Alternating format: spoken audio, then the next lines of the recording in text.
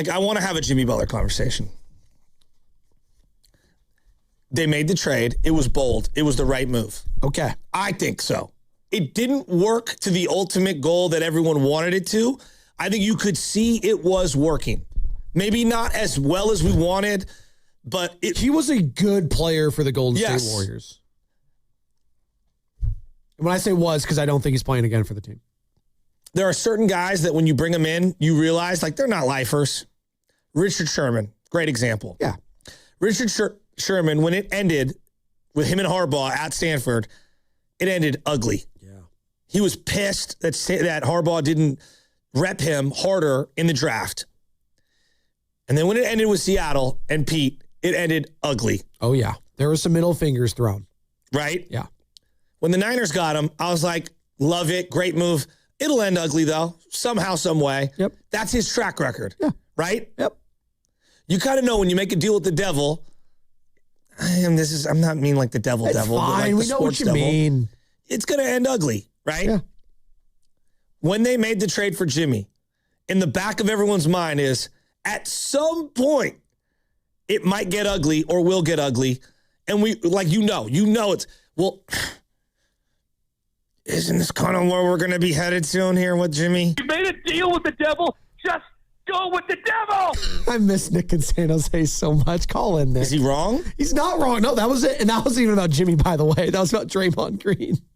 See, the moment they traded for them, we thought these guys were going to get into like fights left and right. It was going to be so toxic. And you know, Joe, it was working. It was working until the injury happened. So, like, look, the Giants made a big, bold move at the end of their dynasty to go after Evan Longoria. I didn't like the move because I wasn't a huge Evan Longoria fan. I could see the decline, whatever. I thought his numbers were totally inflated from the division he played in, AL East. And for his age and price point. Yeah. 100%. Now, they gave him Christian Arroyo. It ended up being a good trade.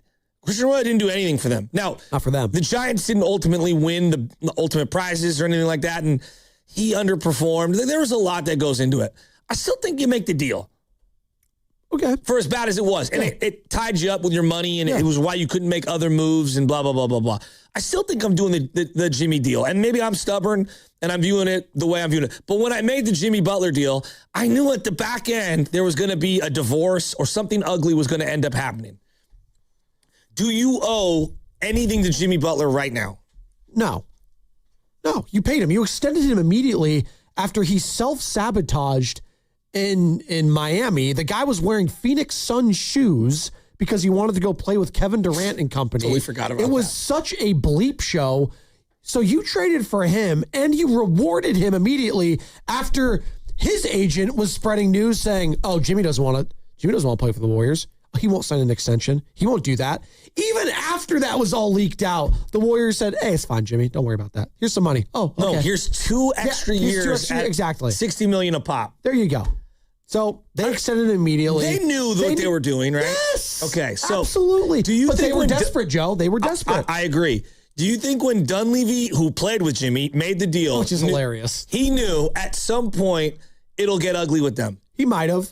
I don't think he definitely thought that was a possibility, but it was so down the road for what he wanted this team to be at the present that he didn't care about that. Okay. So like he didn't care about how it's going to end. He was only worrying about the here and now. Well, now we're at the end. Let's see what happens.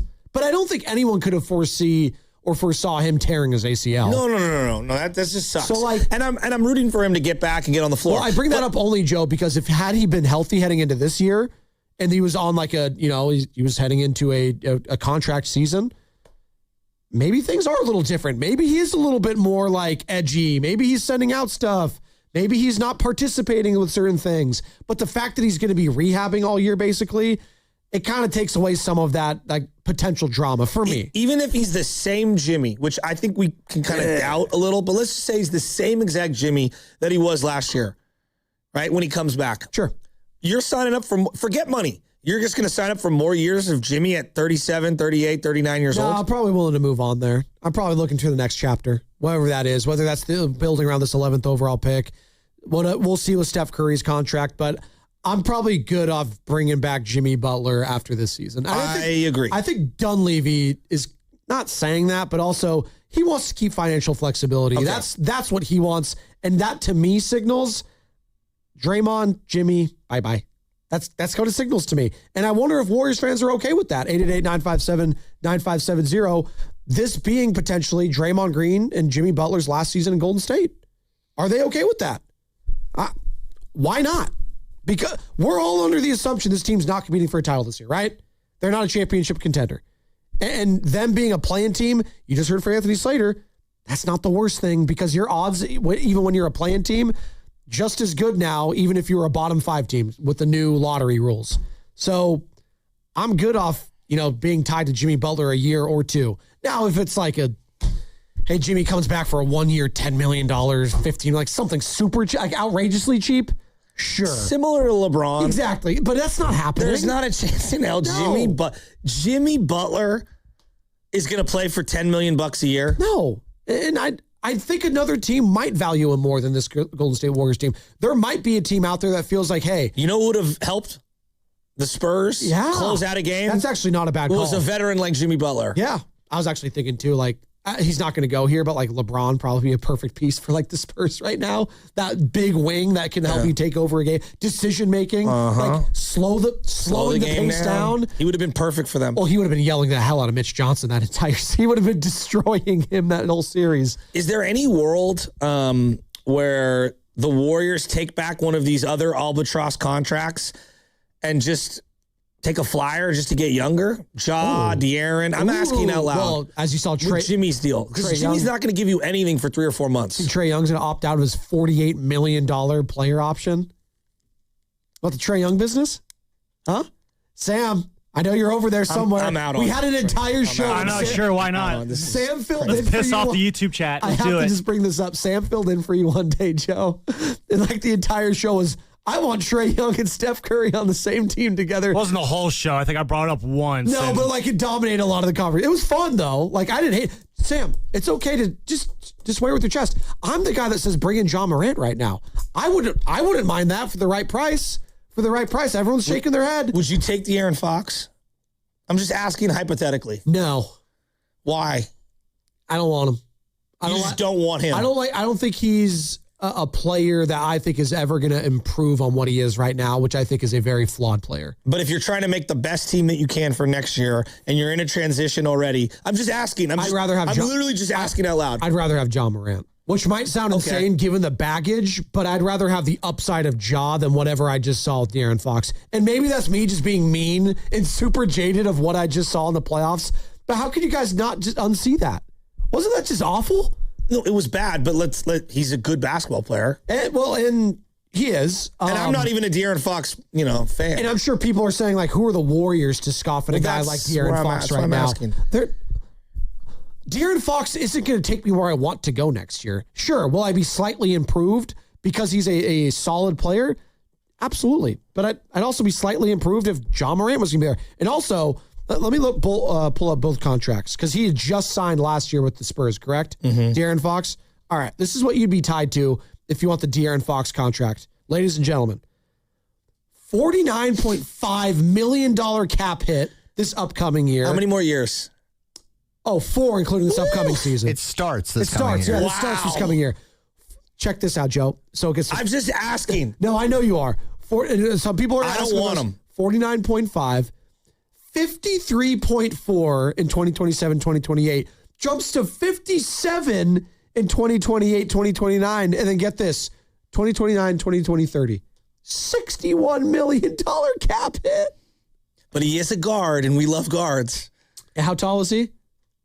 How tall is De'Aaron Fox? Like 6'2"? Oh, perfect. Yeah, he fit right in. Am I wrong? Yeah, he's perfect. How tall is he, Carter? 6'2"? Yeah, 6'2", 6'3". But so is Ja in this hypothetical. But Ja, I don't want Ja either. But Ja, with the price point, actually makes more sense. He's significantly reduced rate, and it's only 2 years. You'd only be signed up for 2 years with Ja. That's all you'd be doing.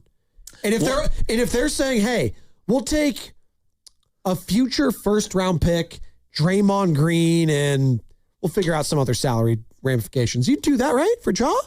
Come on. I'm so out on Ja. I think he's been away from the spotlight so long. Maybe he's humble. Maybe he's humbled himself, guys. What are you? I think Steph would be a great role model for him, quite frankly. No? You said Floyd Mayweather got caught for bouncing checks? Yes. That's a headline I would assume might happen to Ja Morant in 4 or 5 years. That's too bad. I don't think he's like. I'm rooting for I think him. he's I a want to come knucklehead. back. I'm rooting Yeah, for I him know he's now. a great ball player. He's a knucklehead, dude. He's 26. And I think his dad. He's got 2 years left. And his And that's what dad's a I'm saying. knucklehead. Now, look, with 2 years left, that's a way more desirable deal contract-wise than Fox's. He makes less, too. Yeah, that's what I was saying, Carter. 42, like it's not, obviously, it's still a lot of money, but 42 and a $44 million cap hit, not the same at all. Could you imagine his dad sitting next to 40 water at every game?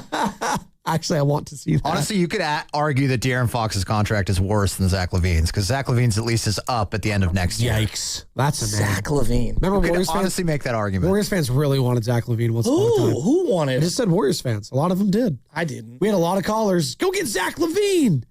He's got those pretty eyes in that dunk contest. We did have a lot of callers say Yeah, that. we did. You know, one thing that I do think is like I think this is a legitimate. Like, you're not going to just waive Jimmy Butler, right? Like, they're never going to do that. Like, out of respect to who he is and all that stuff. But like, if you get a whiff of anything that's going to be disastrous for whatever you have with your young guys, you do need to get out in front of it in I'm trying to some even way. figure out how he can be disastrous for them next year if he's going to be rehabbing most of the year, right? That's basically what he's going to be doing.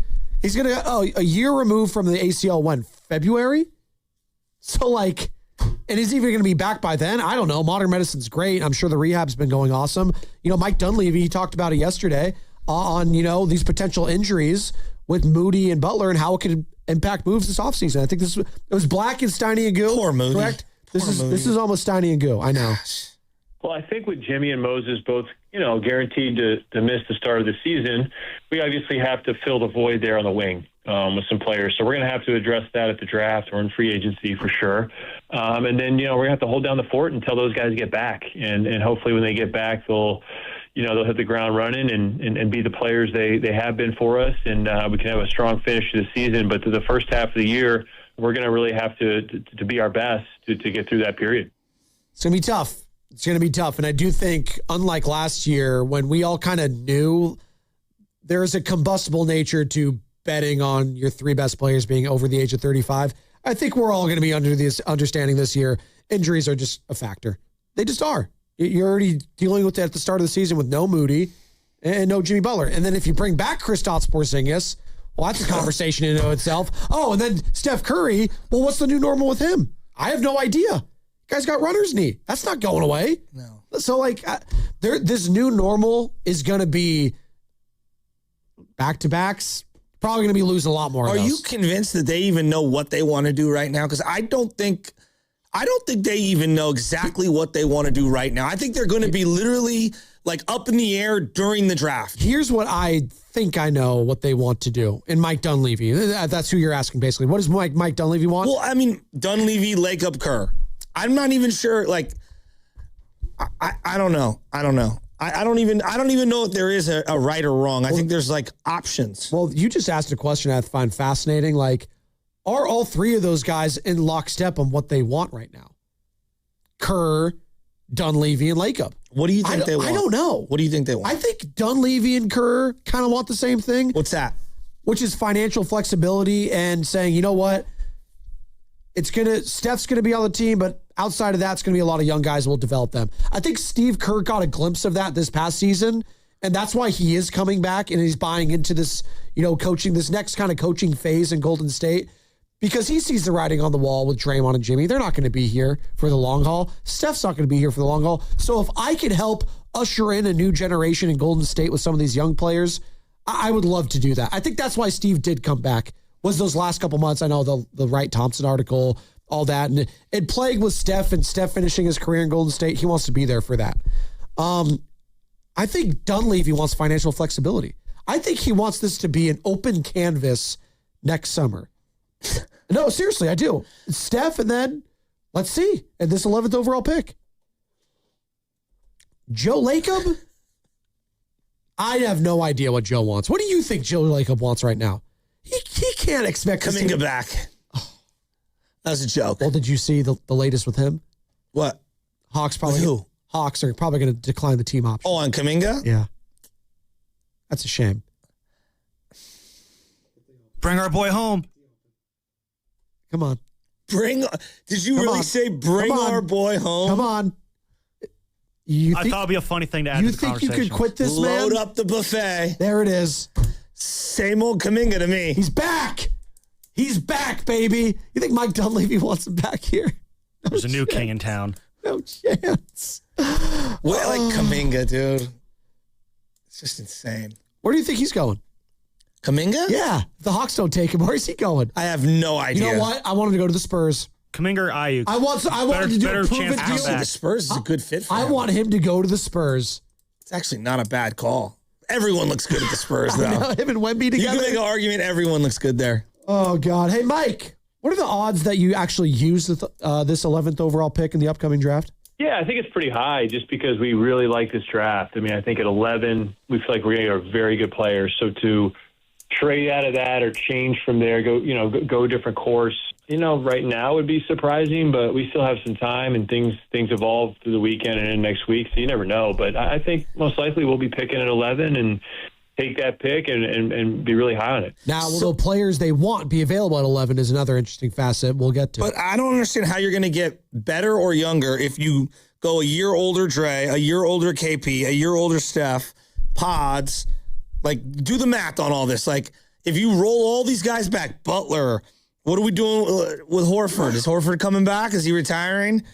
I have no idea with Al Horford. You're literally older than you were the year before. Even if you factor in one young guy, let's say they draft Yaxel in this hypothetical.